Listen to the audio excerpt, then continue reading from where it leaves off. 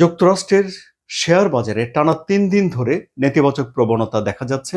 ইউরোপের শেয়ার বাজারও নেতিবাচক প্রবণতা দিয়ে দিনের লেনদেন শেষ করছে। এই পরিস্থিতিতে যুক্তরাজ্যের প্রধানমন্ত্রী ব্যবসায়ীদেরকে মাথা ঠান্ডা রাখার আহ্বান জানিয়েছেন।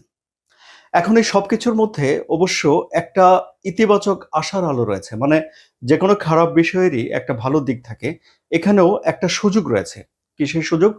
সুযোগ হলো যে ডোনাল্ড ট্রাম্প এর আগে কোনো এক সময় ইউরোপের ওয়াইনের উপরে ২০০% ট্যাক্স আরোপ করার একটা কথা বলেছিলেন। এ নিয়ে ২ দেশের ভেতরে বেশ টানাপোড়েন চলেছিল এবং অতি সম্প্রতি আমরা তো দেখেছি যে কানাডার সঙ্গে এবং মেক্সিকোর সঙ্গে এই যে এক্সট্রা 50% ট্যাক্স আরোপ করবেন বলে একটা ঘোষণা দিয়েছিলেন এবং উত্তেজনা চরমে উঠেছিল।